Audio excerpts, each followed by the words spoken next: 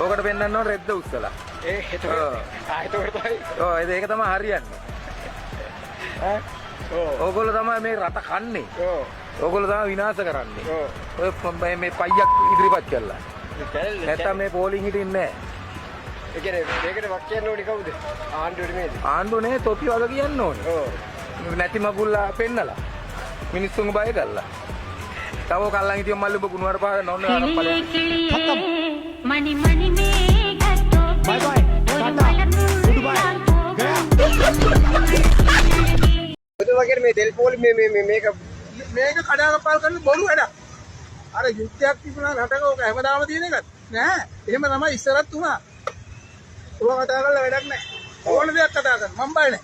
ඔව්.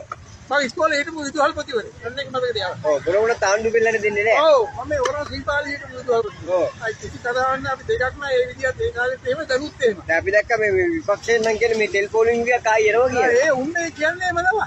මේ යුද්ධ නිසා මේ නැව් වෙන්න පොඩ්ඩක් පරක්කු වෙලා ඇති. ඒක දී ගන්න ගමන් උන්නේ දඟලන්නේ. හරි හරි. ඒවා බයනේ අපි හොඳේ. පෙට්‍රල් වැඩි වුණා කියලා අපිට ප්‍රශ්නයක් නැහැ ඉතින්. වැඩි වෙනවා අඩු වෙනවා. ඔව්. රුපියලයි ඉන්නේ. ඔව්. ඒක මොකද්ද නේ? ඔව් ඇත්ත අනිත් ආණ්ඩුවෙන් ටික පිස්සු කෙලියනේ. ඒකින්ද මේකෙන් පොඩ්ඩක් කේට මේට වුණාට කමක් නැහැ. හයි. රුපියල ප්‍රශ්නයක් නැහැ. රුපියල nothing. අරුන්ගේම නෙමෙයි ගසා කාලා තියෙන විදිහට මේ රුපියලක් මොකද්ද? ඕ රටම විනාශෙන්නේ. අපි කොච්චර සන්තෝෂෙන් දිදී පහුගිය කාලේ. දැන් මේ නිකන් හරි නිකන් කරදරයිනේ හැම වෙලාවෙම. බඩු මිල වැඩි කොහොමද ඔරොත්තු දෙන්නේ නැහැ මිනිස්සුන්ට. ඔව්.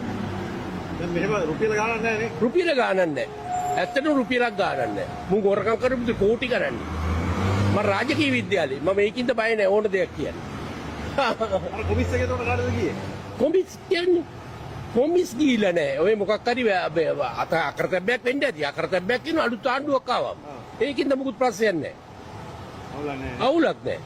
එහෙම හරි අනේක ලොකු දෙයක්. ඔව් මේම රට යන්නේක ලොකු දෙයක් මේ විදියටවත්. ඕකේ. thanks a lot.